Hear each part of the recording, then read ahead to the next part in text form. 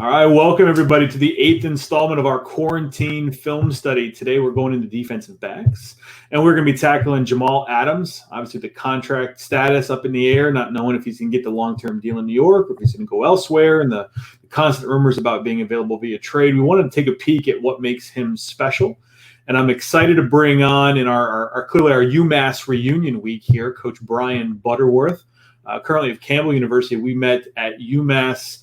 Coaching the legendary Don Brown, now of Michigan, currently coaching under former NFL player Mike Minter. So, Coach, excited to have you here, man. You ready to look at Jamal? I'm excited, man. Also, an exciting young player and an exciting time in his career. So let's get to it. All right. Well, as always, we need to say thank you to a couple people. First, we want to say thank you to Telemetry Sports for helping us make the cut up. Hell of an asset to have at our disposal there. And then secondly, I have to say thank you to the NFL for providing Game Pass for free for us through May 31st. So please take a look at that. The link will be in the description box, and you can watch the NFL film there yourself. All right, let's watch a little Jamal Adams here. We got him in week 2, Cleveland Browns game, 3rd and 8. Now, again, when we did this cut up, we went heavy on those third down plays because of the versatility in his usage, right? I mean, he can do a lot of things, but on third down, they make him do a lot of things, or they do a lot of things with him, I guess is the best way to say it. So let's see a little bit about where he's at. And one of the things we're going to try to do for you guys is just mark him up here. Because he moves so much, we'll try to do some circles here and give everybody a chance to follow along with him. So, Coach, talk to me a bit here. When you're in this situation and the play is going to move away like it does, I mean, obviously when you're coaching a backside defender, we're coaching effort. But, I mean, be honest with me. Tell me about the expectations you have from a backside defender in a situation like this. Well, right here in this situation right now, being 3rd and 8, he's walked up in a threatening alignment. He's forcing protection first and foremost. So they have to obviously identify him, account for him where he's going to be, and you'll see him a lot over to the open side 3-by-1, the weak side over the back. But the best thing you see that the whole picture is he's going to be a skiff player week, which is basically doing a cover 3 or cover 2 invert roll to the field. So all he's that backside flat defender, seam curl flat defender. As he sees ball rotation go and with the edge pressure, he knows he's free and clear to run and be a football player. And this is what you love about the guy, because I mean, you watch all the things he does, just playing high, playing low, playing man, playing zone, being everywhere in the field, especially on third downs. But this right here, I mean, guys can't teach, and this is what makes him, who he is. You see pursuit, you see run hitting the quarterback, and I mean, it's going to be a late hit, it's going to be a flag. But those are the plays you live with a guy like that who can understand, the chess match of the third down. I mean, just pursuit's fantastic. Getting a clear shot at the quarterback is good. Obviously, you wanted to be a step earlier, but he impacts that throw and everything else from the backside alignment from a front side ball rotation play, which ends up being sprint out. It's just ridiculous. And then the feel for feeling that offensive line start to bubble a little bit and then bend that thing back in. And he does get the flag. You can see it coming out from the left-hand side there. But he definitely Baker felt that one. Yeah, there's no question. But he right here, I think, is one of the best parts. You see him, walked up in the alignment, obviously in a threatening look. And watch the center points out to Mike and points out Adams. Now all of a sudden you see the chess match. You see Baker Mayfield checking protection, and watch Adams saying, "Hey, it's going to the right. It's going to the defensive right now. Be aware of it." And they have the stun on and everything else, but he understands where the ball is going. So I mean, based off of film study, game planning and diagnosis, he knows where the ball is going to go on 3rd and 8. Just heck of a play here in this game's first quarter, and it sets a tone. It sets a tone for it, and it's something else. So we're sitting here in this game. Cleveland has built a little bit of a lead, 13-3 here. Got a 3rd and 12 later in the second quarter. As you see in this one right here, the same look. You have the back offset week. You have the bunch trips look front side. So it's really it's one and the same as far as the last third down look. So they must have studied this game and known that the Browns are going to use these bunch looks in the back week on their 3rd and 8 plus downs. And the same thing, he's showing down still an outside edge presence right now, pre-snap alignment. So just to we do a little bit of glossary work here early in these things. So the bunch trips, hopefully everybody can see that. Three three eligible receivers out here. That's our trips, but they're in that tight bunch. And when you mention the running back being weak, that means the running back's aligned away from that passing strength. So we see the running back over here, and you're going to find a lot of these situations here on third down. That's where Jamal's going to be, is aligned to that running back side. And he is here again in this scenario. So again, 3rd and 12 here. So out to his side, coach. We got our number one receiver, right? We got our X out here, and we have our running back this way. So we got two threats. So what kind of thoughts are going through this defender's mind here with that 1-2 combo? With his alignment, I think he takes away any quick game presence by number one based on where he is. If you get any slant, any under, any quick and breaking routes by one, he's there, in the window. What they want right now is on 3rd and long for the ball to go low, the ball to go on the flats, go to a slant, to an out, to a sit-down route so they can rally and tackle, keep the ball in front of them and obviously create a 4th down situation. With his alignment right now, you have to be aware he's probably going to be leveraging the back at some point. When that back comes out, he's going to take him. If that back stays in and protects, he could add on in pressure. He could blitz. He could spin the post. He could do a number of things from his alignment right now where he's at. But what they're showing now, they're showing a cover down the back weak. They show a one-on-one look to the boundary with the boundary corner and the receiver. And it looks like they have some sort of zone coverage over top of that bunch set up top. Now, does he have to have any awareness of this bunch being backside? I think it depends where the back takes him. If that back were to work strong side to a 4-strong look, I think he would probably be able to, based on what responsibility is, gain depth and pack the hash and look for a late crosser. But based off his pre-snap alignment and where his threats are, I think he's working more backside in this play. So let's see how this comes together here. So again, you talked about him watching for the threat of the running back, feeling up number one. Good back protection. It looks like they're dropping to a three deep zone right here. If you look at it, so you got 3 deep, you got a 4 under. So you have obviously the post player and the 2 deep third players, the corners. You have a flat player front side. We call him a skiff, a seam curl, the flat player leveraging that back in the flat or that receiver in the flat front side. You have both linebackers packing the hashes. And you have, obviously Jamal Adams dropping as a landmark skiff player week. And what he's doing right now is the first thing I think he's doing is dropping to the sticks, understanding where the ball needs to go, where he's going to allow it to go by his depth and his technique. As you see him drop right on the bottom of those numbers to about 12 yards deep. Okay, right now he's in the curl window of number one coming inside right here. And he can leverage this back coming out late. And what they want to do right now is force that ball down to the flat. So, obviously 33 and that inside linebacker can run and vice and tackle that thing on a 3rd and long situation. Now, as you see right here late in the clip, rewind that for me, Coach, if you don't mind.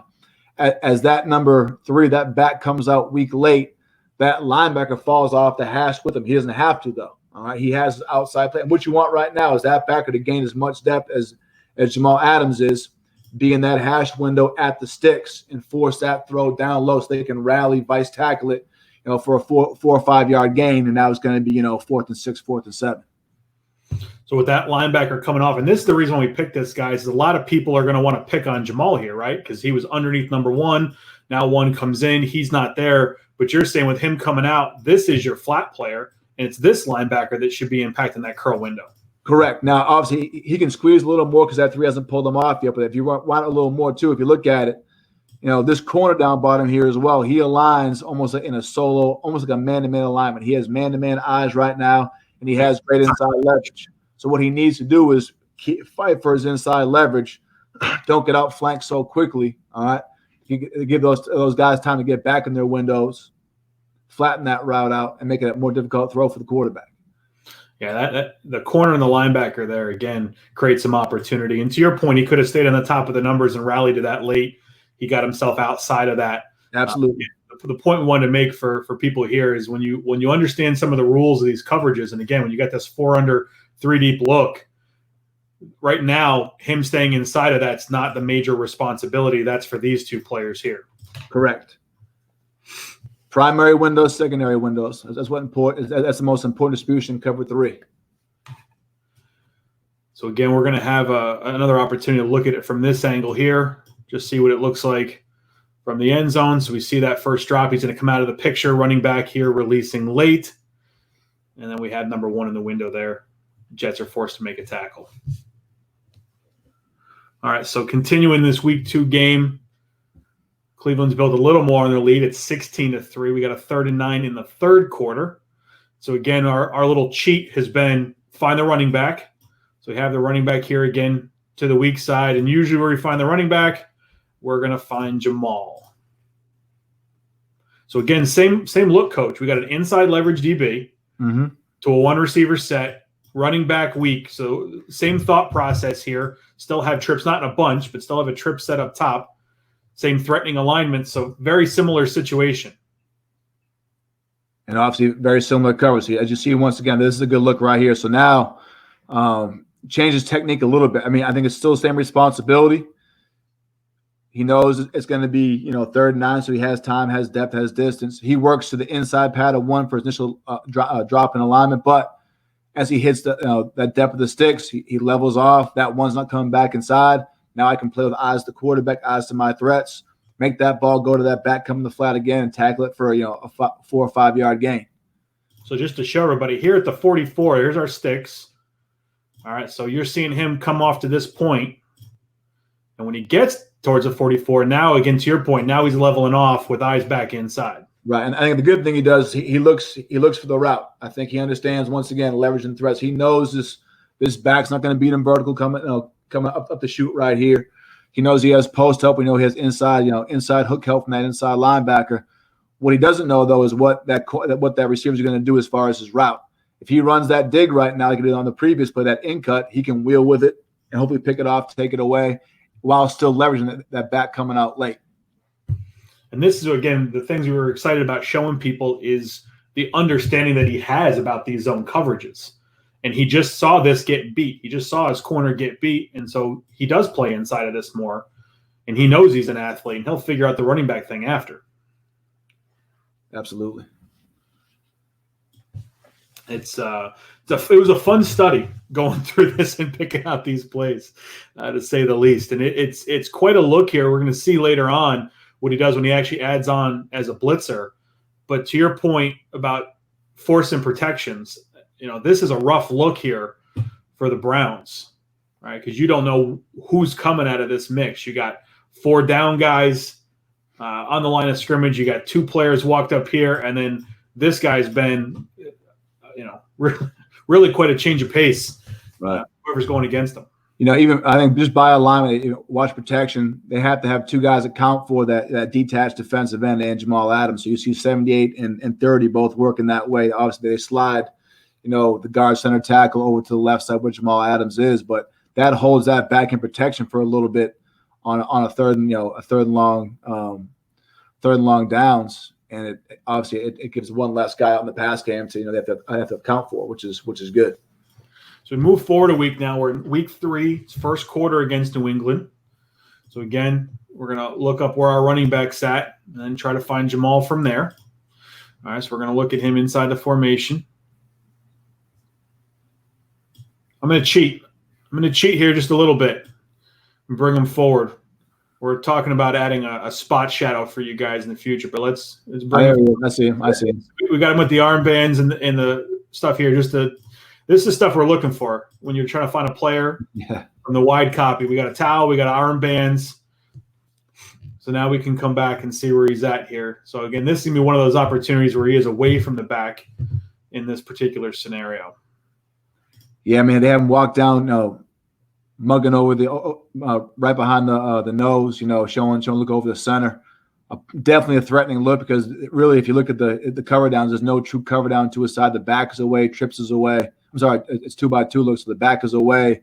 There's no one he's going to be matching up with, man coverage wise. Could be a zone look, could be pressure. So I think the alignment he's in right now allows him to do more than a few things.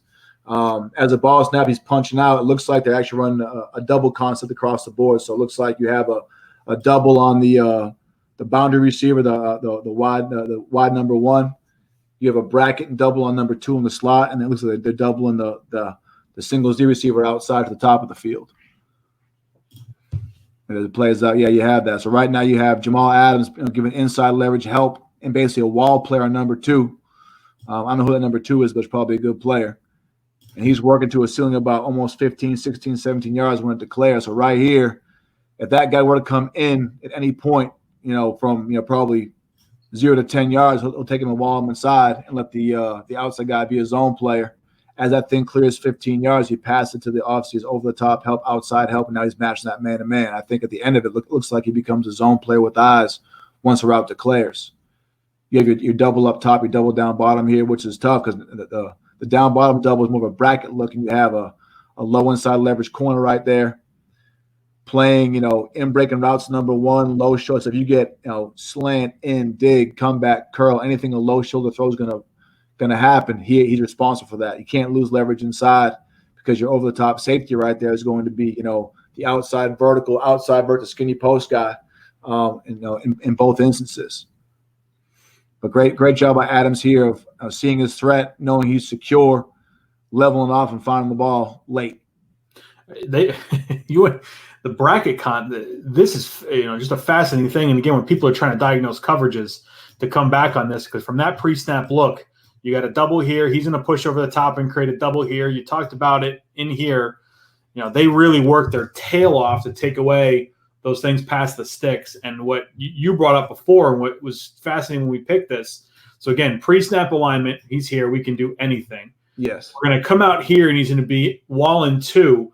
But to your point, then he's going to zone off and have eyes back inside. And for his, processing his range, all the stuff that he does here, because he comes back in, and if this route gets thrown in here, he's going to have presence on that. Without a doubt. And if you look at the whole picture, you'll see that there's really two one-on-one matchups. So once he levels off, he can go in effect and become basically, a late post player and affect both those matchups in a good way. And if this is done correctly down bottom, it's obviously the throws on the other side of the hash. He's a shot at making that play as well.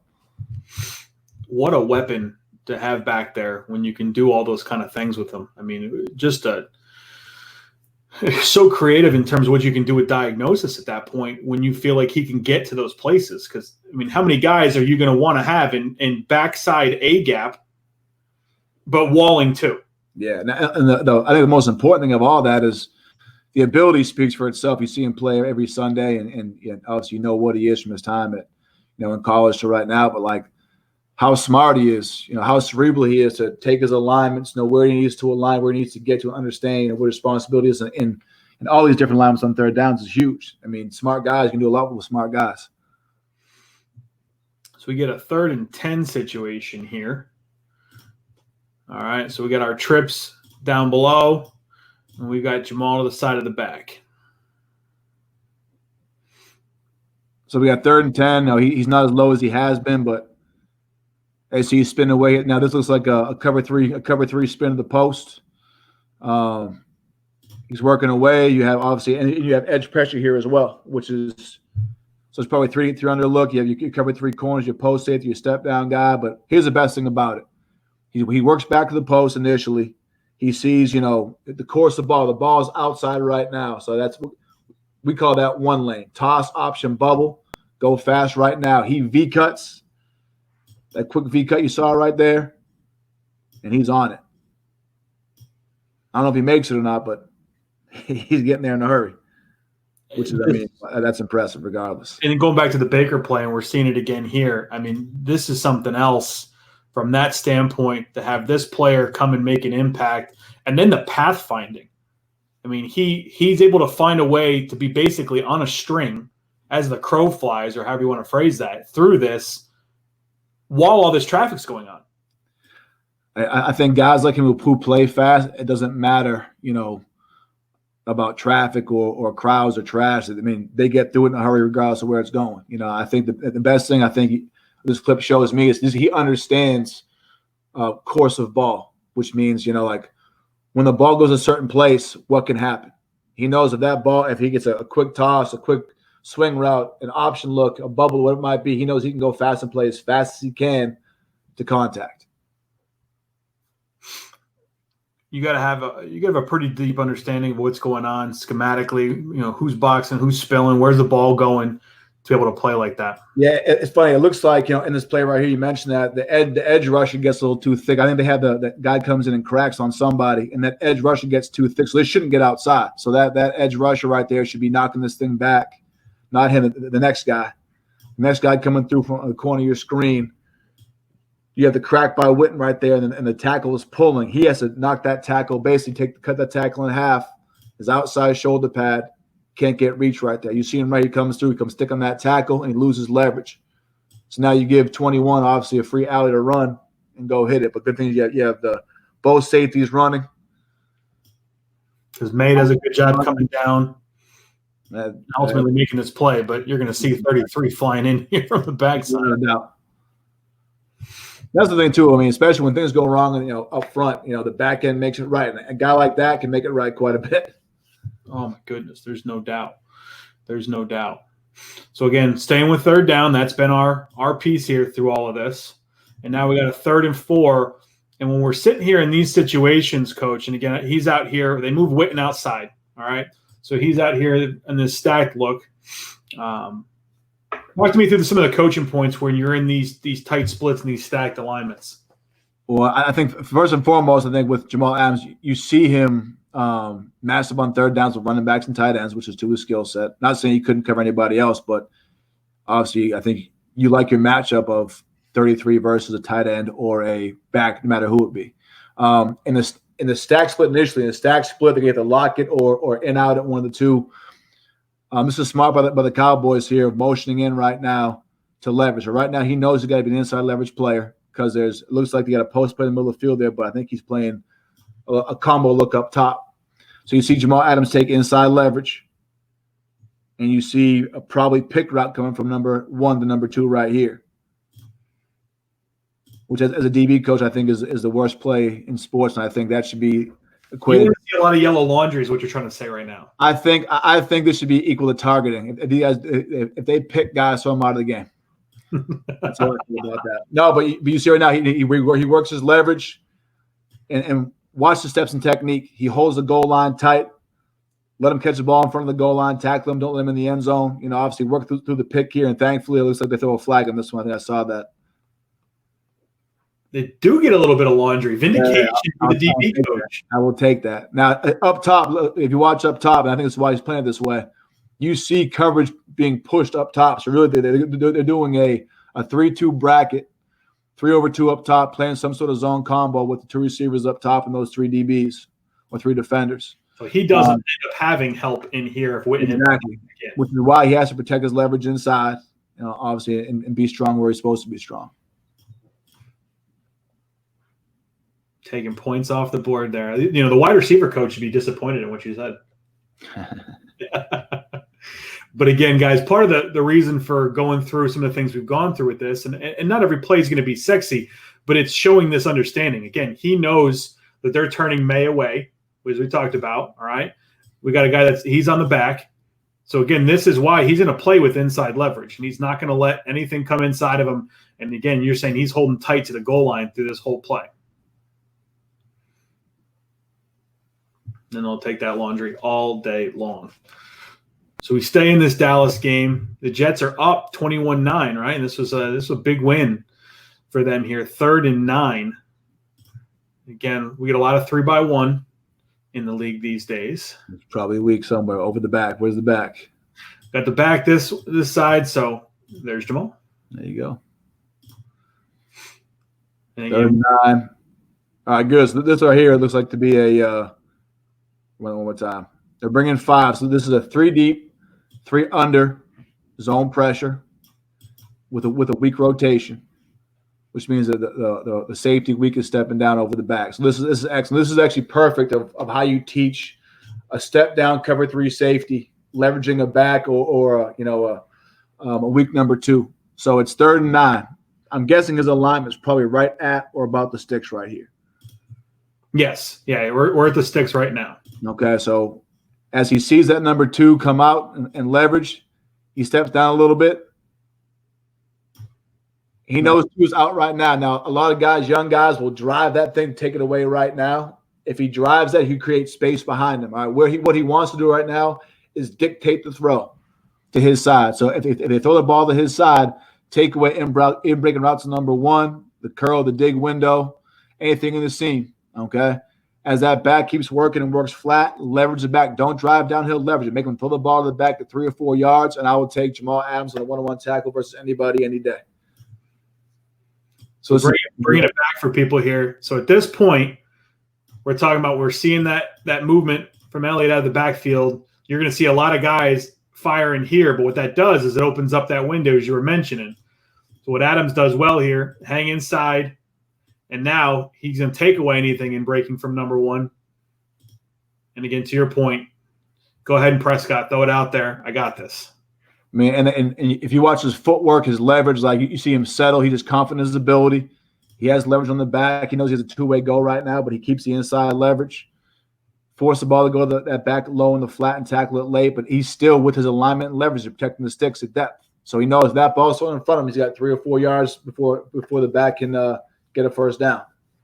And again, he holds so tight to the sticks from this whole play. I mean, it's the 31-yard line, and he's going to stay right in that window throughout the duration of this and play everything underneath him. It's understanding, a great understanding of his responsibility and what he's protecting. We get a chance to see him here again, right up top. Widens out initially with that path, and then we saw him settle and ultimately take away those throws. So we're staying in this Dallas game here.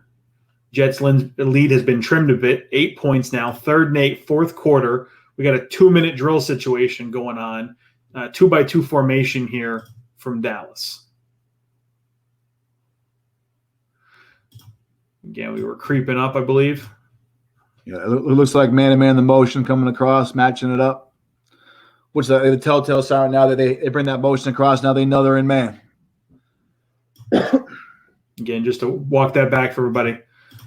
So as number 2 goes across here, and that gets matched.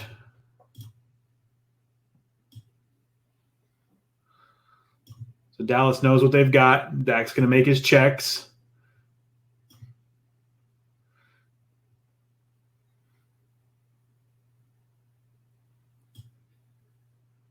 Let's see this from the tight now. So again, we got him standing out here. He's behind the defensive end. So that motion again, Dallas is going to make their adjustments. We're hugging in tight. The funny thing here is when the motion came across, normally he's pointing and directing traffic, which tells me he's part of the coverage. This one, he doesn't really acknowledge the motion at all. So he's going to be blitzing. So he's a wrapper right here. They're reading protection. They slide to his side.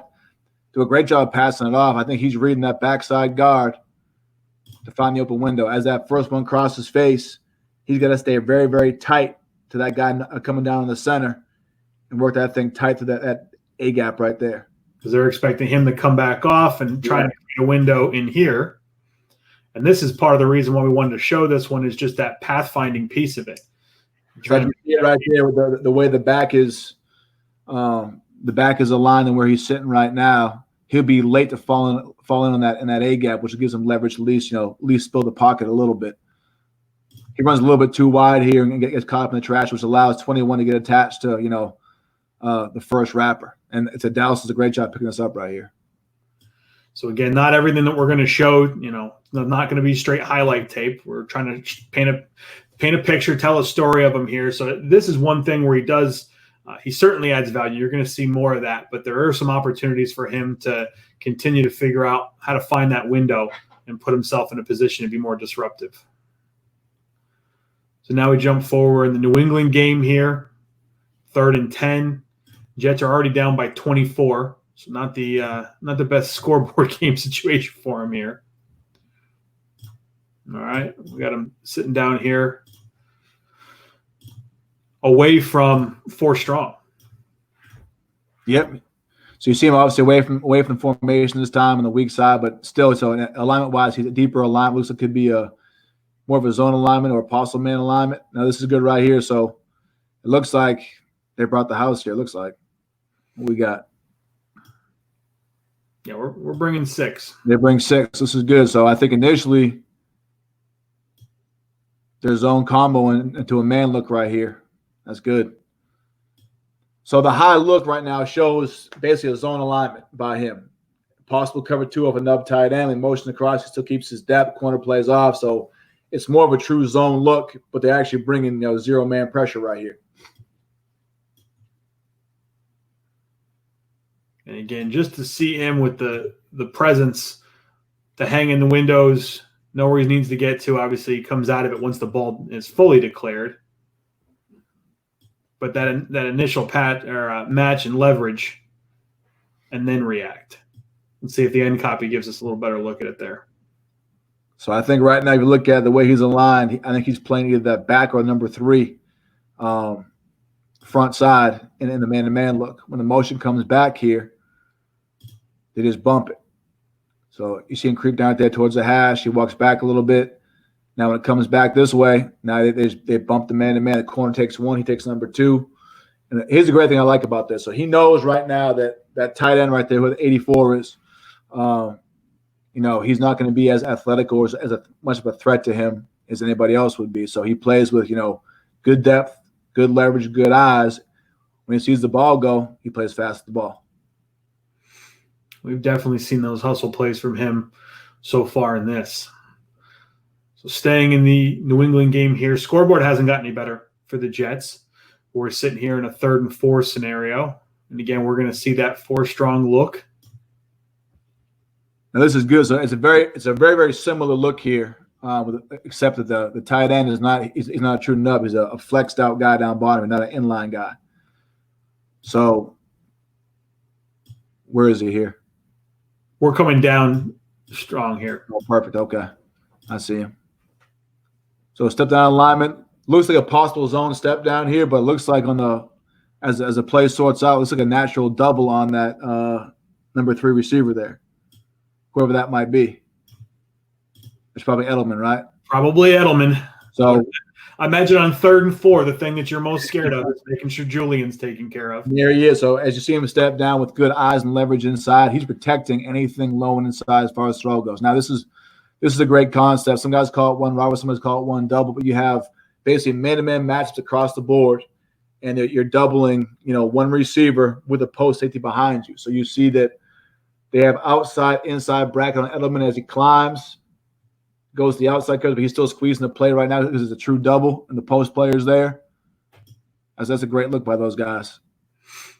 And this is the same point. Be strong where you're strong. You saw the previous 3rd down with Edelman on that bracket when he's a boundary guy. They had the inside leverage corner gave it up, and they had that dig on 3rd down. This is the exact opposite. The outside leverage guys playing strong outside here. You have great inside help to squeeze it back to your outside help, and there's nowhere to go with the football.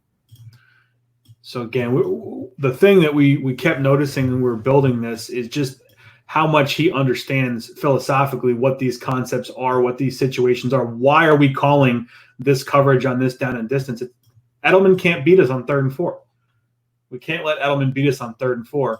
And again, he makes sure he's in position to handle that. So yeah, not every play in here is going to have a lot of sex appeal, but we want to show you some of the nuanced stuff that makes this guy special.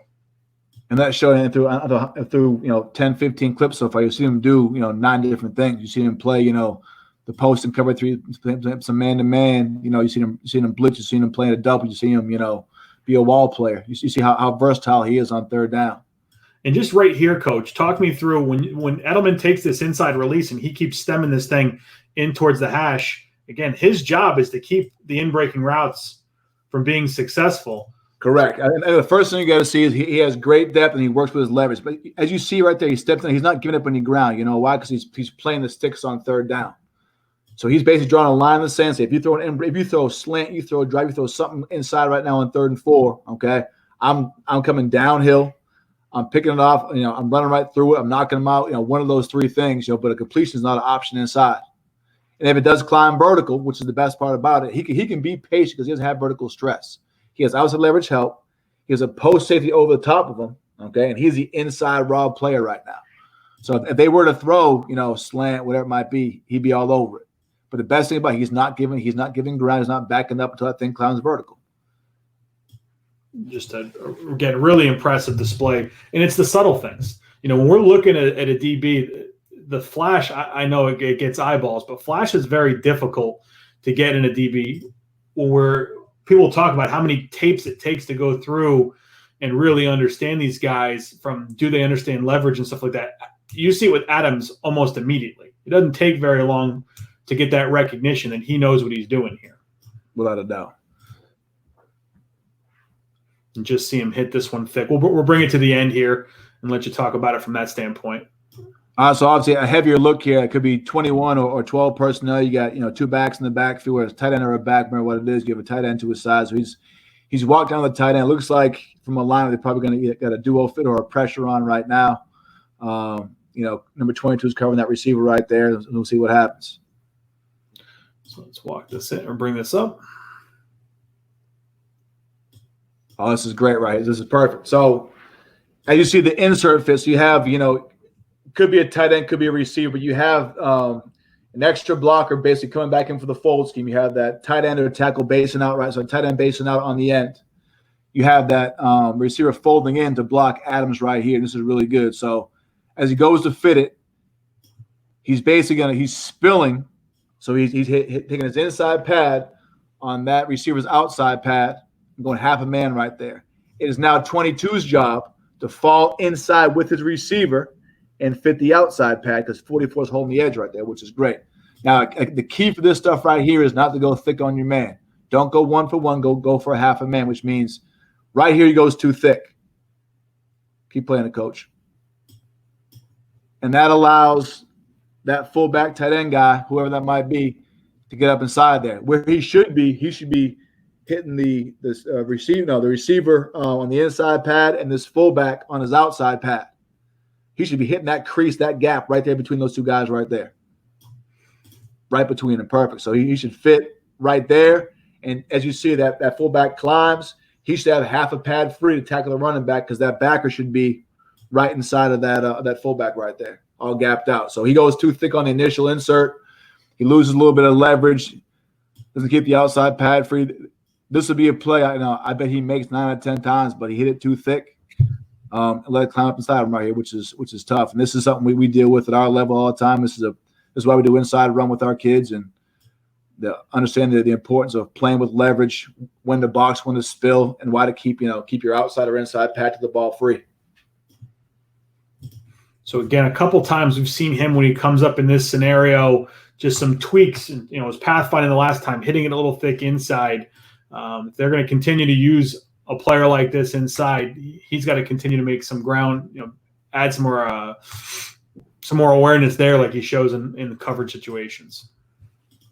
So we're now forward to week 8 here. We got out of that terrible New England game where they were getting their butts kicked, and they're in the mix here, down 6, 3rd and 11. So again, just seeing so far, we got a lot of bodies here, the weak side. All right, but strength of passing attack is up here. So what are you thinking from a player inside the hash at this standpoint? Inside the hash with depth right there, I'm gonna, and with the how it's distributed up top, with they're going 3 for 3 up top. It's probably going to be some sort of zone combo or man combo up top here, which means you're going to have those 4 guys play over those 3 guys with low hole help and pressure weak. But it looks like they're bringing the house this one apparently. So this is great. So I love this. 3rd and 11 with depth. Okay, they're bringing the overhang off the edge in the pressure. Basically playing man for man, up top, but with 2 and 3 tight together. In inverted splits with 3 on the ball and 2 off the ball, you have to expect an exchange of 3 and 2 right now. So him and the high safety, right there are going to be playing basically in out on 2 and 3 right now. So again, if 3 goes vertical and 2 goes in, we'd match it. Correct. If they both would have stayed vert, Adams would have the first inside vert. The other side would have the first outside vertical or the first outside player. So if they stayed that way, there's first inside, first outside. But because the inverted splits of 2 and 3, expect the exchange right now. Perfect. So he's got to drive. Good. And great job. If you watch the safety up top, he's pointing for the exchange. You've seen me rewind it right here. He sees the under. He points, you. And once again, if you watch these guys on 3rd and 11, they're playing the sticks. They have great depth and leverage and vision and eyes, all that. But they're giving no ground. They're holding their windows and ready to drive downhill on throws, and they expect, if you're bringing six guys in the rush, the ball better come out pretty quick. No doubt. So now he's got to go make an open field play here before the 50. Correct. And just look at where he gets to across the face of that guy, because you'd think initially he's beat, right? He hasn't gotten out of it yet. This guy's going to be in stride. But he's fighting to get back over the top. If that ball had gone there, Anybody want to take bets he was going to not make that play? Now, the difference is if you watch the pace of both safeties and watch the pace of the corner, you see the difference. It's 3rd and 11 right now.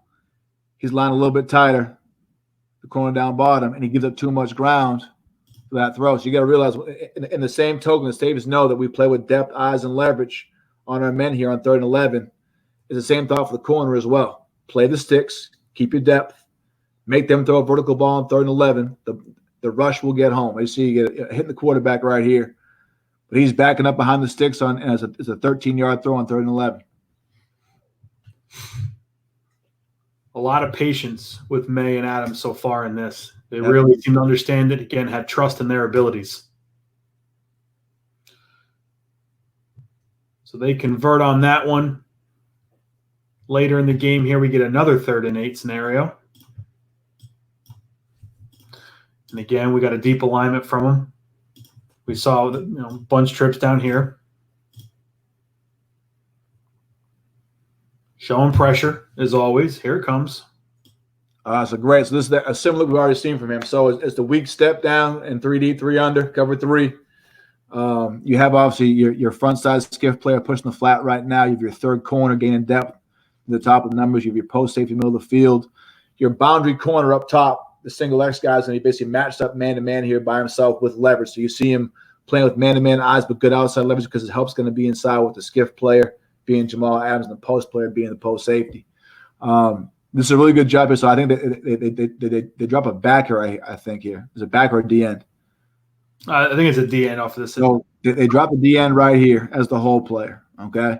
The key for a hole player, even in 3-3, is don't chase. Obviously, deliver with eyes, but don't chase. So watch this. As the 3 comes across right here, he passes through his zone, goes to Jamal Adams. But the DN man turned and lost eyes and vision on the ball and quarterback. He could pull that up right there with eyes and vision. So now, because that DN is gone chasing across the field, watch the skiff player front side squeeze number 2 back in harder because no one's in the window there. So now you condensing the whole zone because one guy turned around with a guy he wasn't supposed to. But if you watch Jamal Adams' backside here, this was excellent. Has good depth, eyes, and vision. Once again, leveraging the sticks, doing a great job on 3rd down, playing the high to low. All his threats are away. There's nothing from number 1 coming in right now for the quarterback because of where Adams' body presence is. He's not rushing. Yes, he's not chasing down just because Fournette stayed in. Exactly. Outside leverage corner, which is great. And that ball was thrown to the sit on 3rd and whatever. He's right there, obviously, to go fit and play the ball. But you lose the distribution with your whole player chasing right there. Now we all have a scramble situation, but you have him, obviously showing up there with some friendly fire. But we'll see it here. So again, 93 is going to drop out. If he comes and follows us, but then zones off, he's able to come back out and have that presence. Right. Now, as far as what he does, he's going to deliver. He's delivering a color. He wants to bring that 3 across and pass it to the next man in the zone, but he can't do it with a man. So he's got to have eyes and leverage and vision. He should leverage the ball in his drop. Once a backside skiff player running across the field, just playing hard every snap, chasing the ball down. And unfortunately, the corner gets in his way and gets rocked here a little bit, but that's what happens. A little friendly fire. There's no doubt. He sees that quarterback. He's coming now. He's coming. So again, 2x2 here. He's to the side of the back. It's 3rd and 6. So now with this distribution, they're showing a little different rotation. It'll be 20 coming down, and he's deep. Looks like a man-to-man look here for the most part with a whole player. Probably leveraging the back. But here's the best thing about this right now. So you have a man-to-man look. You have corners with man-to-man eyes. You have safety stepping down with man-to-man eyes. You're bringing pressure. The best thing right here is it's a red zone snap. It's high red zone. He's a post player. He knows it's 3rd and 6, so he's going to leverage the sticks with his drop, but he's not gaining depth in the end zone. He's protecting the goal line with his alignment, leverage, and technique. Sees eyes in the cue and plays fast to the ball. I think it's important that you emphasize in the NFL, you won't see a lot of guys entering the as a post safety going in the end zone without a man or the ball taking them there. A lot of times at lower levels, you'll see guys spin the post in the middle of the field and just keep drifting back, especially in the red zone, and having the ball caught in front of them, in the end zone. There's no point to a post safety having a ball caught in front of him in the end zone as a post player. As a post player down here, you have to defend the goal line, defend leverage, defend the sticks. I think he's doing that by alignment, technique, and his responsibility here, which I think is really good. So, again, we picked third down. It's a critical moment, right? Particularly in coverage. He's third and longs. We're going to see a lot of passes. How disciplined is this guy in pass situations? And over again, he's shown incredible discipline and understanding of the scenarios in coverage. Again, a couple things when he's coming inside he can work on, but in the back end, he has not been a liability to them at all. So, again, same game here. Jacksonville, they added a little bit to their lead now. They got a 12-point lead. We got a 3rd and 5. And we're in a 3-by-1 scenario with the back again into this side. So they bring pressure. Looks again like a 3-deep rotation. Now he's a post player this time, so they bring the edge pressure. They're wrapping it. They're dropping guys out. Much like their last cover 3, deal they had. The backside corner's going to be locked man-to-man. You have your 1-2 exchange up top for your skiff player to expand with width and play the first to flat. Your third corner is going to be high and on top. And once again, as a post guy here, you're thinking middle of the field, middle of the formation, eyes on the quarterback. But as he spins the post here and it's 3rd and 5, he's not gaining depth. He's holding the window at 11, 12 yards, ready to break downhill on a 3rd and 5 throw, which is excellent. You see he's not wasting any movement, not wasting time and space and depth. He's playing the situation, which is fantastic. As it sorts out here, underneath comes across. They pass the under. Corner locks the first under because it's obviously a fire zone look here, so corner's going to match that man-to-man. The 2 droppers passes under, back across. With that guy going the flat right now, the safety is out. He takes a flatten up, and the corner matches the final vertical number 1. Or number 2, whoever it might be. And then you have your post player with eyes. So this thing comes across late, and where he is right now, he can impact that dig or that climb by the field receiver. And then once the ball declares, he's going. He's going to go hit it, and which he certainly does. These quarterbacks taking him on is a fascinating deal. Good for Gardner giving it a shot, man. But that's not the guy I want hunting me up on 3rd and 5. Good job fighting for the sticks, brother. Coaches talk about showing up with bad intentions, and I feel like every time he runs the alley, that's what he has. I was in Indy this year, and I was talking to a scout, a guy that's been around a long time, and I usually try to get what are those big overarching lessons that you saw. And this is someone that saw the Ed Reeds coming out of school and was in Baltimore at that time, and talked about just how imposing Ed was. And he goes, you know what? I'll tell you, the thing I've learned about defenders in the National Football League is they're never a nice guy. The really dynamic defenders, they're not going through the hallways going, hey, how are you, buddy? Great to see you today. They are every minute of every day. They look like they're ready to rip your head off. And this guy seems like that kind of guy. I haven't been around Jamal, but I got a good feeling that bad intentions, as you mentioned, are part of his daily repertoire. But again, I really, really impressed. I'm going to bring this back because I just want to wrap this particular route distribution up. So again, he's going to come over and be that post player, as you mentioned. He understands that this out is taken care of. He understands that at that point, the only things that are scary to him are going to be in this area.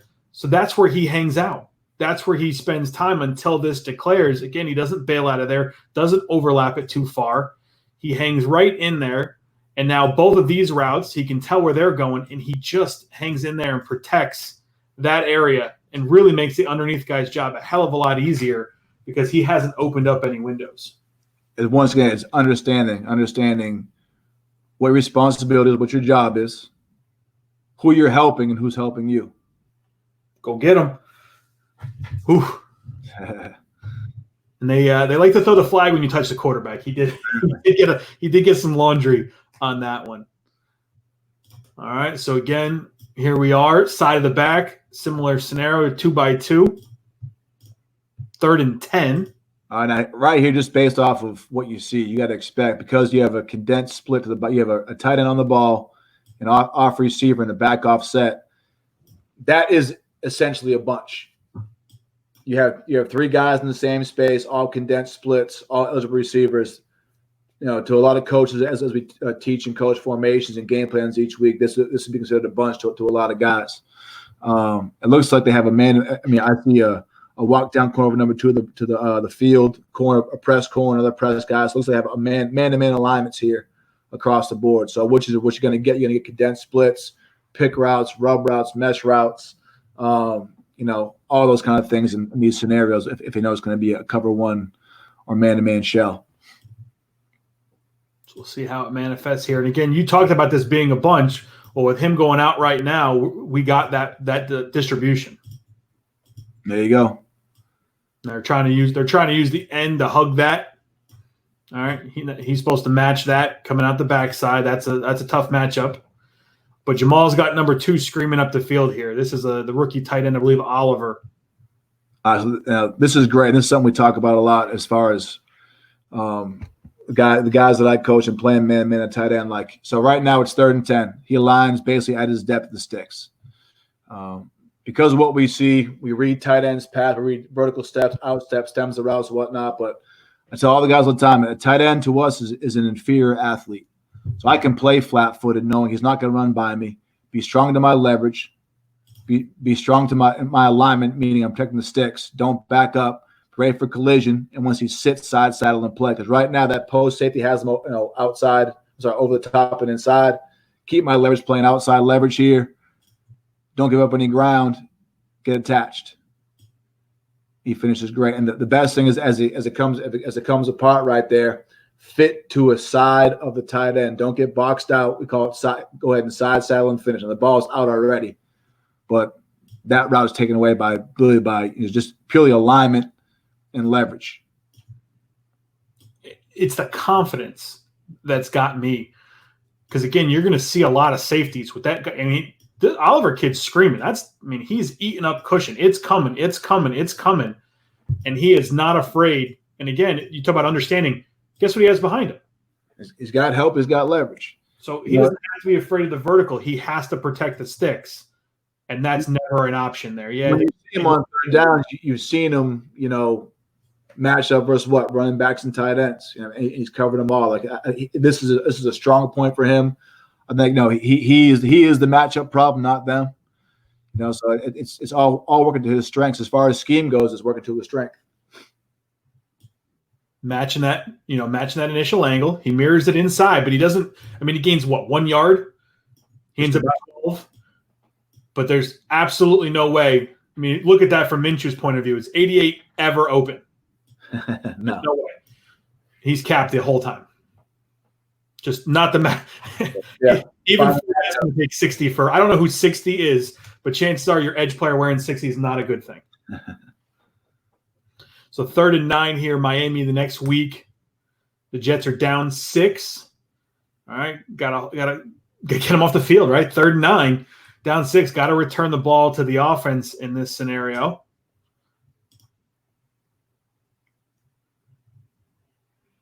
All right, hold on. Let me do my job. Let me come back here and do my job. Circle them up here for everybody.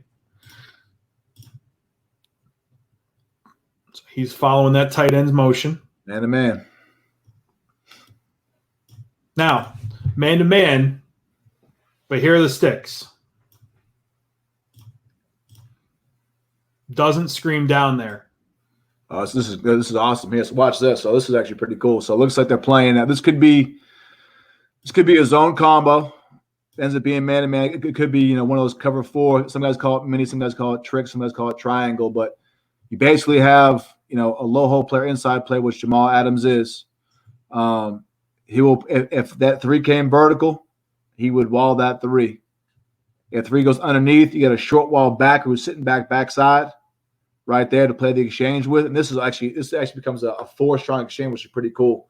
So on this 4-strong exchange right now, he protects the sticks, corner has the nickel has outside leverage. He has inside leverage. As that guy goes low before his toes, that backer now owns that low route right there. Perfect. Adams is the inside help in case that number two comes inside right there. He's in the window leveraging. And as 4 brings him out right here, he leverages and plays it, which is that back. Now the tough thing is that 34? Is that his number? Yeah, it's Poole. Losing on the exchange. Yeah, he gets too far inside. Now, so just like we saw Jamal Adams, the previous play, know where his help is, and understand, where he can be strong to his leverage. 34 should know I get inside help with Jamal Adams and that deep play where he's a post guy or, a zone combo guy. I have him inside and help him over the top. So I can be strong outside of my leverage. So basically, an out, a curl, a 7-cut won't beat me, okay? I can leverage and play. But just to come back on Jamal here, so again, starts off, and he's got to read this entire distribution, because here's number 4 in terms of not his actual jersey number, guys, but just the 4th option over here. We talk about 4 strong. So he's going to end up responsible for that player, but he's got to let this whole thing play out, and he has to know what everybody else is doing. He has to know he's protected here. He has to know he has someone ready for any of those crossers. He has to know that this guy's got outside leverage, and that's what allows him to play down here and get through. And the thing is this too, like this could be truly as simple as he might have his 3 no matter what coming inside, and that backer might have that back no matter what, but they understand the distribution and how to exchange it within the course of the play, which is even better. That's just guys who've played together, understand the concept of the defense, which is great. Poole just needed to maintain his outside leverage a little better on that one. So steps down, sees it, mirrors it, just unfortunate. Came in behind him. All right, so we move forward another week. We're in week 10. It's the Giants. It's first quarter.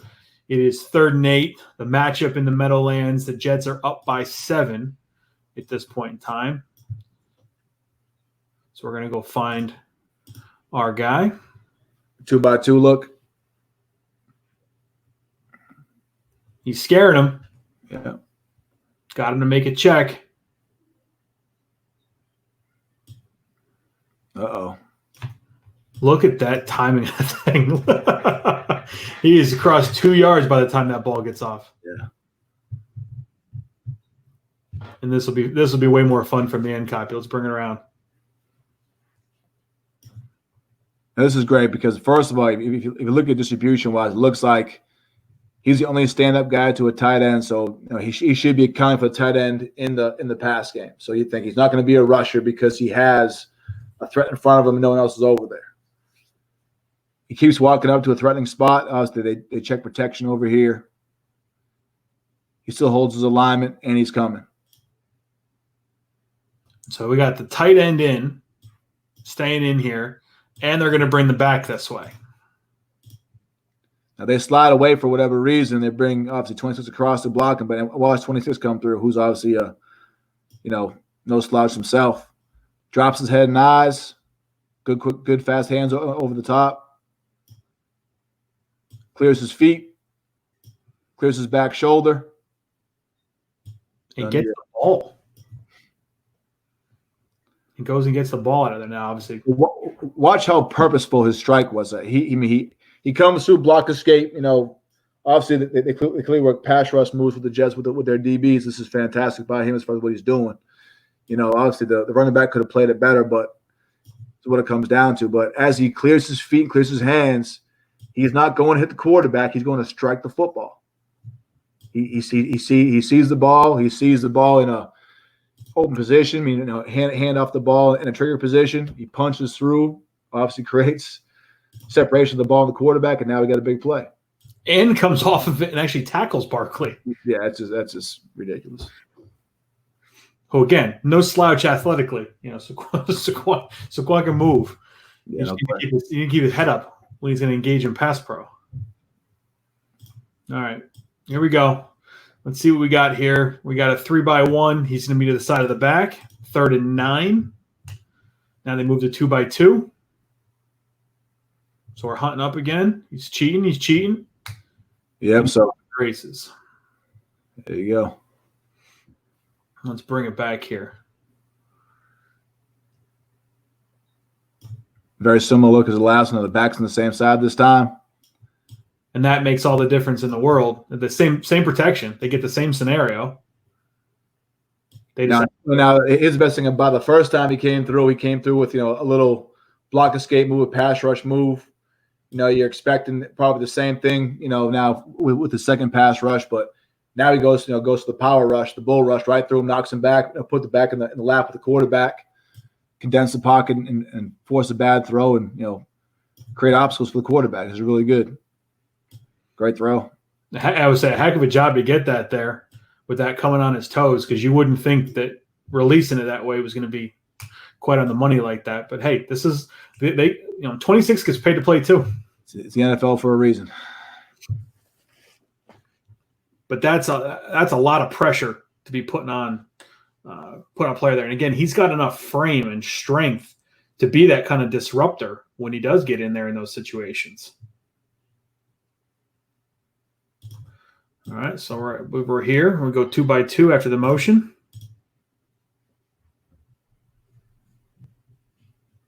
And again, we get a lot of looks from him, right? So now we're down. We're inside the sticks. He's in a spin post snap. That's good. They're showing a low man-to-man look here. Showing obviously, as far as the shell goes, a pressure shell. Everyone's walked up within 7 yards of the football, which is, come on, you count numbers that someone these guys are coming. They're covering down, as far as the zero-man cover downs with depth and leverage and alignments. And then he's down in the threatening spot, obviously to bring pressure, and drops back to a cover 3 look here. It's been I think they're bringing 5 here. They're bringing a 5-man pressure here, 3 under zone. He works back to the post. Okay, he over the formation, right over the ball. This is excellent by him right here. So as he drops over the ball with depth and eyes and vision, ball's out, V cut and run. Watch that ball's coming out. How fast is out of his break? Boom. Ball comes up right there, and he's out as that ball's coming out. Simultaneous. That's a hard skill to master right there. And something that seems as simple as that is really that's a worked on and developed skill. Because he's got to feel that. He's got to have eyes on the quarterback, and right as Jones gets it off of the 8 and lifts, he puts that foot in the ground. Boom. Again, not there to make that play, but just that transition right at the timing of the ball is impressive. I think we get a little bit of it here from this angle.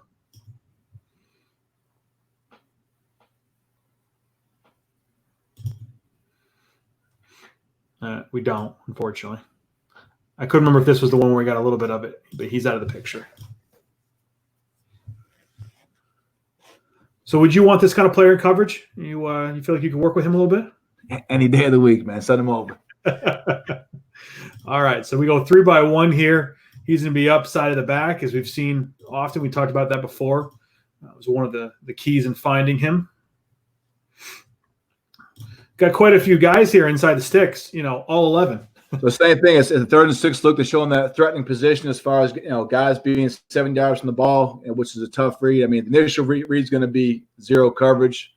They're going to key 20 and key 33. See, they pop out into a zone look or whatever it might be, to a 1 high look, or they're going to stay and bring pressure. This is great right here. So it looks like they're punching to a cover 2 look. Some guys call it invert cover 2. Some guys call it roll cover 3. But you have Adams, pushing to the weak half field player. Your cloud corner up top was a true flat defender, high to low.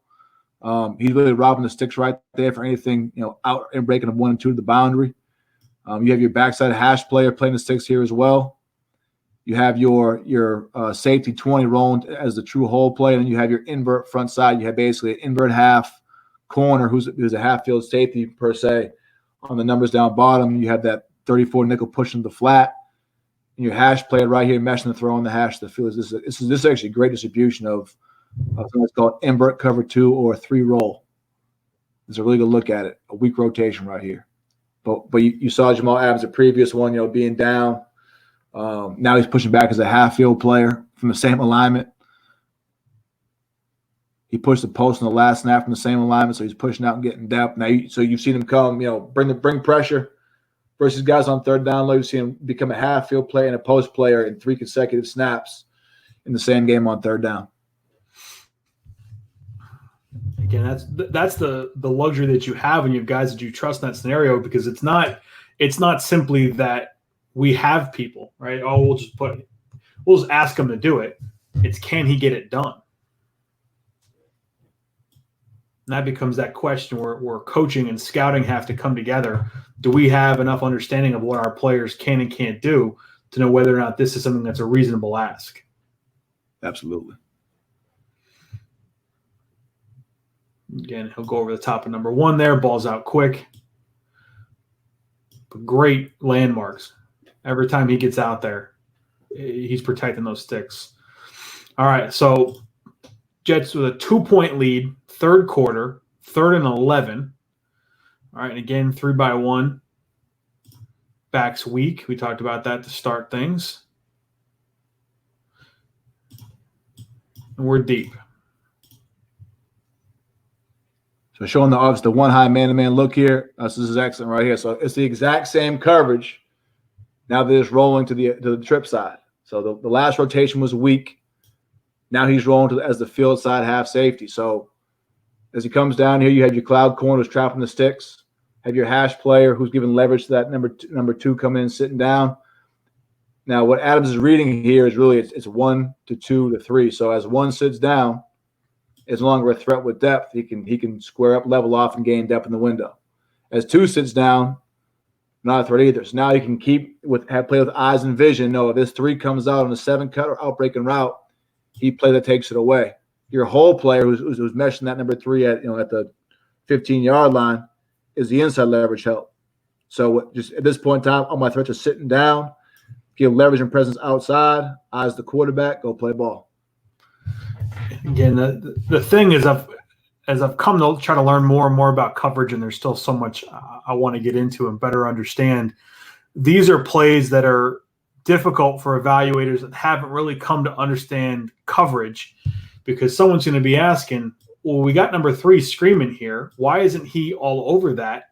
And you're saying it's because he understands that that's protected here. What Correct. he needs to be careful of is if this guy is actually going to bring this thing back out. If he starts squeezing this in, he opens this whole space up here by staying outside of the hash. Anything that's here, if this was some sort of in and up, he's on top of that. He's actually in really great place to play everything that's a threat to his responsibility. You know what I love too is how he finishes. So like a lot of guys, guys who are trained and guys who understand, what their physical limits are and things like that, and know what their capabilities are, I should say, really are. Like right now, this point in time, he knows where all his threats are. So he's not going to stay in a back pedal and stay square to the ball. He's going to pivot to his threats with eyes and vision on things that he can affect. So now he has his belt buckle pointed back inside to where the ball is and where his threats are, and is truly creating an outside presence, for himself. I was expecting coming into this, you see the flash plays, you see him, again, coming around people, stripping the ball out. You see him obviously laying hits, all those things that come across. I was expecting to have, a little more of a bruiser, a little more of a man matchup guy. But his understanding, awareness, body posture, leverage in these zone coverages has been unbelievably impressive. So again, side of the back, our little cheat there, but we have a nub tight end this time. Yeah, so it appears to be, again, another cover 2 look here. So I think this, to me, what I would describe as a quarter half look. So you have, or even a roll 2 look here once again, but you have your whole player, front side playing 3 vertical. You have your nickel who's pushing out to be the front side half player. The field corner ends up being a cloud player, and Jamal Adams' backside, he's the half field player weak, and the boundary corner is the cloud player. And here's the best thing about this clip right here: all his threats are down. No one is a vertical threat to him weak. So I'm going to guarantee he'll push front side right here to help out because he knows where his threats are. And there he goes. Like tight ends down, backs protecting right now. Yeah, they're they run 7-man and take both weak side players and own this. He understands that this underneath route is taken care of, and so now we can push. And that's where the hidden plays are. There you go. Perfect. Like, and actually makes the tackle. Here's the best thing. It's like when things like this happen and they have, I mean, say the Giants know what the coverage is front side. It's going to be the cover 2 look, to push the cover 2 where it might be. And just say someone front side does, blow on a sign, whatever else. As he pushes and closes to his threats, he becomes the unaccounted for defender. So a ball that should be completed over there that goes to the wrong window, he makes a play on. The ball that gets completed and no one's in the area, he makes a play and makes a tackle. The 46-yard line are the sticks here. It's 3rd and 14. This ball's completed. This guy's running. In a lot of situations, he's going to get that first down. Fights to get off the tackle there. Neither of these defenders are really in great body position to do that. If he doesn't come over the top of there, they probably convert 3rd and 14. That's an amazing play right there. And something that looks innocuous in coverage, and we get it. Again, this is the sexiest play in coverage. He's bouncing. Okay, what'd he do? What'd he do? Well, he looked through everything. Again, both weak side threats that are in his visual pattern, they stay in. Make this a 7-man protection. The underneath route is taken care of. But he's going to push from outside that far hash to get over the top and make sure Slayton doesn't convert that 3rd and 14. The close is amazing. It's just one of those things. You can't teach that, and he can do it. So we're sitting here now. We got a 3rd and 5. Oh, I'm sorry. Let me bring it back. I didn't circle him up here. All right. He's going to own this tight end. So again, this is the thing I was saying. I was expecting more of this. I was expecting him to just get on and be physical and work that way, but he's been more than that.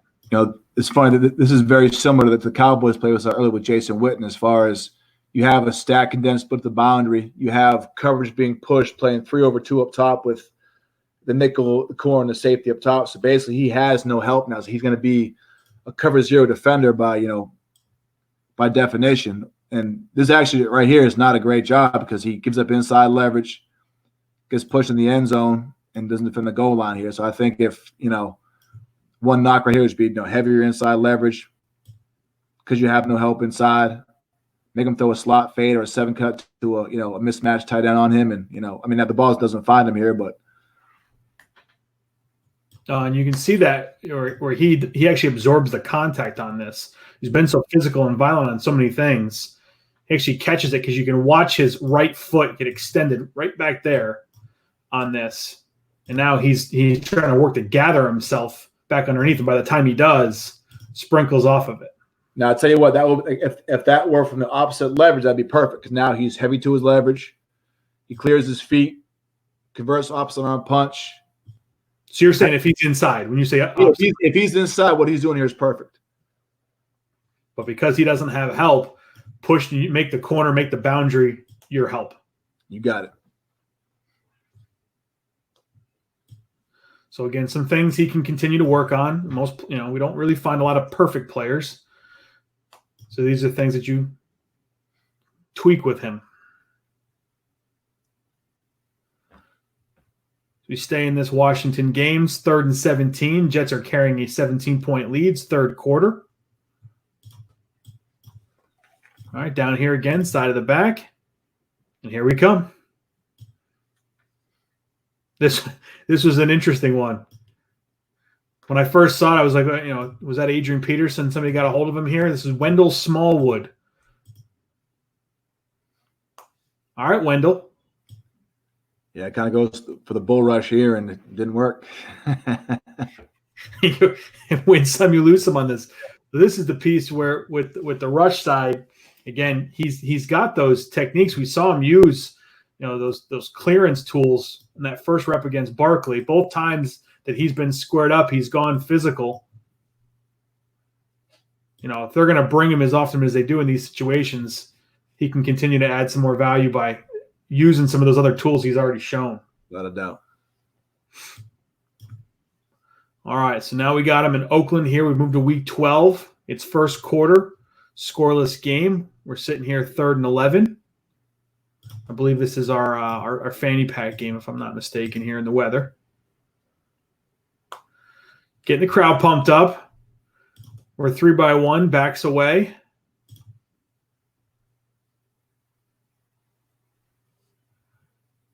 All right, and again, wanted to get your take on, starting with this inside leverage here on number 2, but ultimately where he ends up. Yeah, so once again, it looks like they're doing the same, the cover 3, 3D, 4 under drop. He becomes a skiff player front. So he has a threatening lineman to start, a man-to-man or a pressure lineman to start here. Pushes for width, gets to his landmarks, top of the numbers of the field. Can play in breaking routes of 1, outs of number 2. Has good depth. The ball's out quick.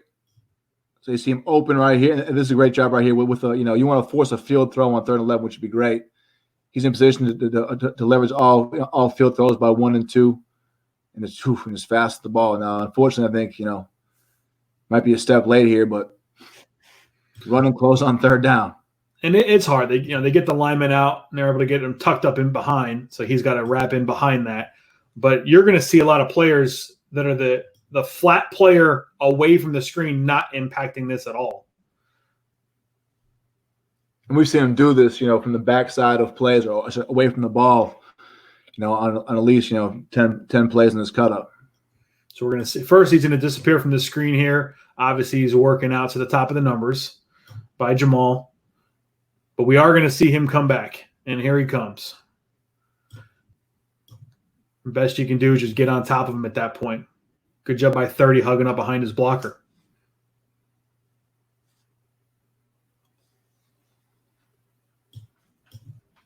So again, guys, you're gonna be able to find the flash plays. They're easy. You're gonna see him with sacks. You're gonna see him with interceptions. We wanted to find some of the grittier stuff, so to speak, that maybe doesn't show up on the stat sheet, but he's a part of. Oh, I did it again. Didn't circle my guy here. We're up top. And we're seeing this stacked release, this shadow release here with these guys in tight. Talk me through, those scenarios where number 2 is going to hug up so tight in behind number 1. Or I'm sorry, invert that. Number 1 hugs up tight. Most of those scenarios, you have to expect an exchange right away. It happens more when you have teams who play a lot of man-to-man, so they can just disrupt your technique and disrupt your timing on playing routes. Right here, expect the exchange right away. Ends up being a vertical deal with the double benders right here. And this is a good job right here. So go back to the beginning. This is that cover 2 inverted we talked about. So you have your cloud corner down bottom over here, your half field safety. Once all threats are down, he becomes the hash player front side. Jamal Adams does right here. The nickel's pushing the flat. The field corner is the quasi half field safety. So as guys push and distribute, Jamal Adams' job is to pack the hash. Don't chase. Create depth, through your drop and collision.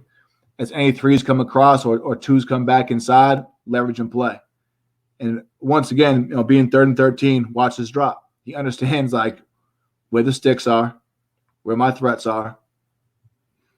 And we're going to have this player dropping inside here. He's a hole player, absolutely.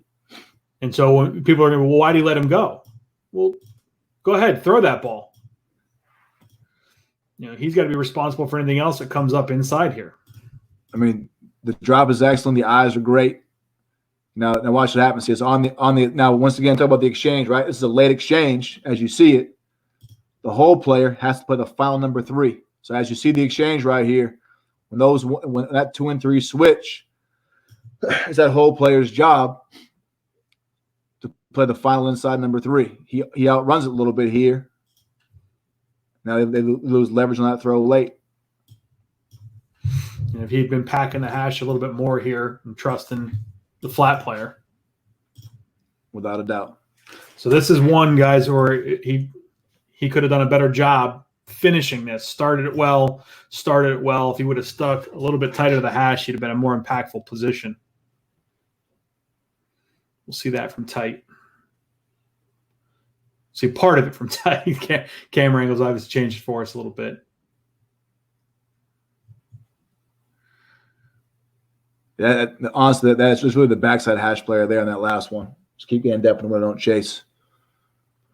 All right. So same game here.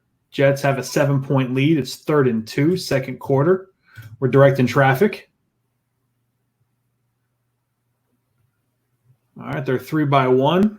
Carr makes his checks. Backs weak. They tighten up the receiver split up top here. So they brought him down. We got Jamal deep. This is one of those things where, well, we still have labels of free and strong.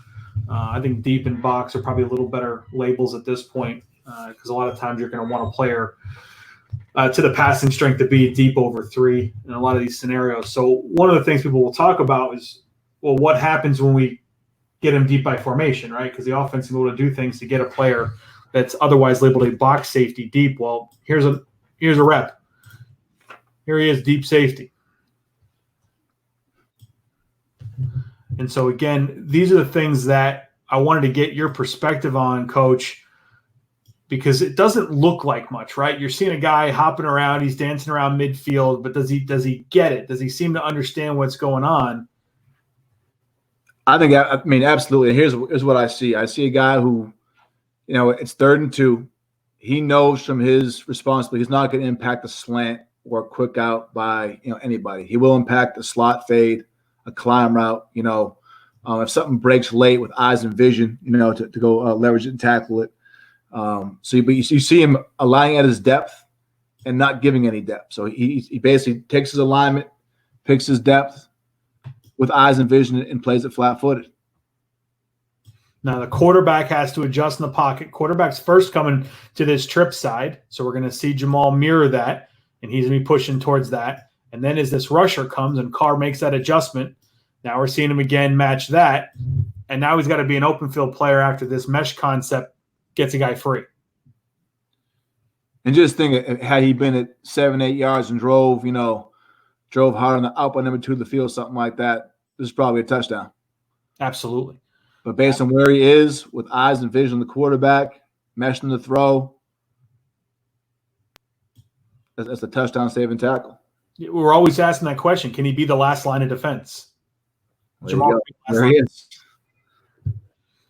And this is an athletic guy there, and Darren Waller. We just did him 2 episodes ago here for Oakland. That's no slouch in the open field.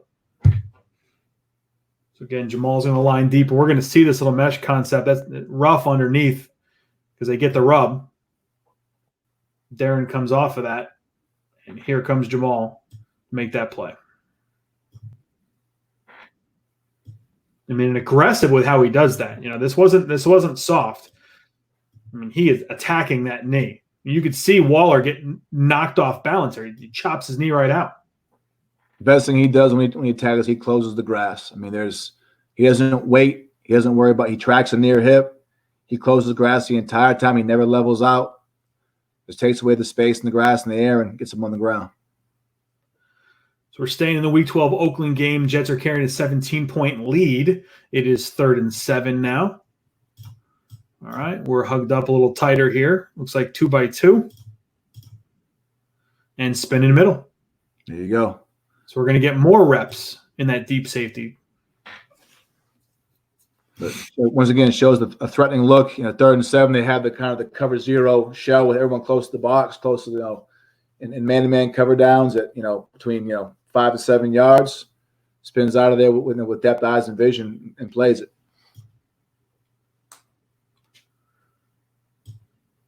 Someone's going to ask, do you think he gets a little too far inside those overs or too far outside those overs? I mean, no, because they're both still kind of climbing a little bit and the quarterback's breaking the pocket. So with depth and vision, if those things do come across the field, he can leverage them, not to pick it off, but to tackle them if they throw it. Makes sense. Kind of nice when you can have a piece. Looks like at the start of the play, he's going to be in man coverage on 83. Or on the back, Or on the back. And by the end of it, you're deep middle. Pretty nice luxury there for Gregg Williams in New York. So we're in blowout territory here. The Jets have fully taken control. Fourth quarter, they're up 31. It's 3rd and 11, and they're just going to start bringing people. it's just going to be all out. I believe we get to see him pressure here, if I remember correctly. So I think I'm going to cheat ahead here, so we can see him up here on the line of scrimmage.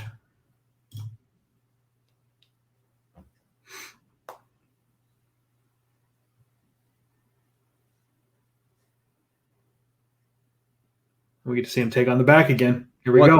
Good job right here. Attacking the back, attacks half the man, keeps the outside pad free. Uses hat and hands.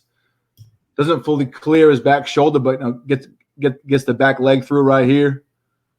Hitting the quarterback, which is big time. And this is what we were talking about before. A couple of those reps, he was just coming in and laying it too thick. But again, to your point, takes that outside shoulder, brings that right arm over the top. And now he can be a finisher. Absolutely. He's got that in him. He absolutely has it. He's got to bring it. He just has to bring it. Glennon did not enjoy that one. All right, so we're finally out of that. Let's get out of that Raiders game here. Jets Cincinnati, week 13. Jets carrying a 3-point lead on 3rd and 4. All right, so again, find the back, find Jamal.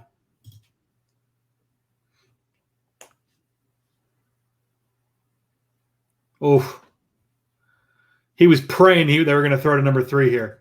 They were praying they were coming right here. So again, talk me through this progression, Coach, because it looks like he's got eyes inside and watching that running back. Right now, this looks like to me, it's either man to man or zone combo. And right here, if that back was out right now, he'd take him. If the back protects and checks up, it passes to the backer. Now he knows right now with this look. In the zone combo deal right here, he becomes a free player. So once again, where are your threats? Who are you going to impact? He knows he can't impact number 1 because he can't see one. If one runs a comeback, a curl, outside vertical, he can't find that with eyes. He can't see it and impact it. What he can see is the quarterback's vision and his threats outside in. So watch him condense the hash right here to that 3 on the crosser. If that thing was thrown, it'll probably be a targeting call, an ejection, or a pick 6. One of the two. Well, again, just the quarterback's eyes on this. I believe this is Driscoll by this point in the year, but the quarterback's the trip side the whole way. So he's squared off initially. He's watching this whole thing, but the quarterback never comes off of trips, which is great. And that back is tucked in. The back's not out fast. It's not a vertical threat or a flat threat right now. So go ahead, condense, go make a play in the football. This might actually still be Dalton here. Either way, it never comes off of trips. So he fully turns inside, goes and finds 3, and dear Lord, receiver's very thankful Andy didn't go there. No question. And he's been special in these underneath zones. And again, this isn't to diminish it. He can play deep, but he really seems to have a feel under here. He understands it. I mean, he knows it and understands it. The true pro. So we got 3rd and 8 here. We're going to see him step down over the tight end. They go 3-by-1 with a nub here. Always communicating. Watching today's cut up and seeing what he's done, that's one of his piece of his game. It's pretty amazing. Every snap, he's directing traffic. He's telling someone what to do. He's working protection stuff. His level of communication is extremely high. That's why he functions so well. Now, you had made the point when we were picking this one, because again, he's going to get washed high side. All right, so we're not going to touch Dalton. But you made the point that he just took 85 out of the play. Correct. He covered 85 while rushing, just to get off. I mean, you have a 3rd and 8. You obviously have all these guys in your pass concept that you want to, that are certainly going to be options. The back's protecting here. So you take, him out of the mix right here. Now it's a true 3-man route. You got the back in protection. That tight end's out late. If it's a scramble situation, he might make something happen. If he scrambles, he's not going to get there because his angle and his depth. But he takes away 85, creates chaos, creates a fast flash behind the quarterback, which is never going to be comfortable for a quarterback to see someone running, a white flash out of the corner of your eye behind you. No doubt. And he's in the slide side of the protection, so there's not really a cross-face opportunity. And, beating 77 as a pass rusher, I mean, we got defensive ends that can't do those kind of things. So he gives a full effort the whole way. He's going to make 77 work him. No doubt. But takes 85 out of that progression. He should have been easy for any underneath player to own after that. So, again, that added value. Because we're going to talk about that piece from here and his value in just a minute. So I believe we're actually inside on this one, if I'm not mistaken. So a little different look than we've seen from them. They just show he's typically been outside down here to the nub side. This time he's actually inside of the trips. That's right here. So they're bringing almost 6, but mugging the back right now is a man-to-man look. He's walked down in a threatened position on 3rd and 8. He has that guy in the flat man-to-man when it's all said and done. Man, it's a good rep. And once again, watch him with leverage, depth, and eyes. Protect the sticks. Leverage his man. Say, hey, throw a 3-yard route on 3rd and 8. I'll tackle it. It'll be 4th and 2. Because I'm just picturing number 1 coming up and running that hitch and coming in that window. And if he's too fast out of here to close, he opens that up. No question. He's never in a hurry on 3rd down. He plays, with, once again, great leverage, great awareness. I think his skill set allows him to do that and be that.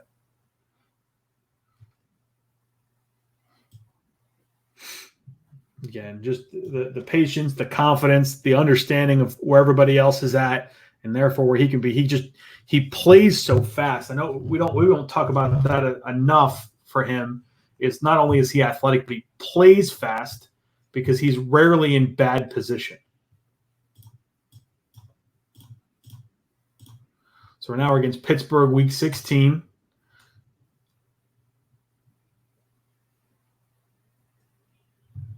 And again, just his ability to relate here, and we had talked about this beforehand, trying to figure out where the threats are. Yep. And ability to play in that backside zone. Playing the cover 3 drop again right here. It's the same thing. You have your whole dropper getting out late, who's in a good spot. As he sees all those, they're locking the backside corner man-to-man, so it's really not a threat for him at all. He condenses back inside with all his eyes and vision. As the ball gets thrown out, the skiff player, the field gets out leveraged here a little bit. He squeezes too hard on the dig by number 2. And on the 3-2 exchange, we get out leverage right there. But just the ease, the patience, the eyes, the tilt. If that back's the check and late, he makes that play. If that throws the ball thrown the hash late, he makes that play as well. And then once the ball declares, he's going fast the ball, bad intentions again. Because if this thing goes here, he's on top of it. We're going to see the back come out. If it came out here, feel comfortable he's going to make that play. And then he's going to work to close in this scenario. And I go, I can't say this enough. People are going to be watching this and going, guys, why did you pick these plays? They're not splashy. They weren't. The splashy plus stuff is easy. It's out there. You can go find that. We wanted to dig in on the stuff that makes it really, why do you pay a guy what he's asking to be paid? You got to dig into these things to find those opportunities. So we're going to see the end copy here, and this is ultimately our last play in this particular cut-up. So just seeing him hustle. Again, getting up, directing traffic, scaring him, I'm coming. And then knows how to process everything here. Not too bad, Coach. Not too bad. He's solid, man. He's a guy a lot of people, I think, would like to have around, to say the least. Yeah.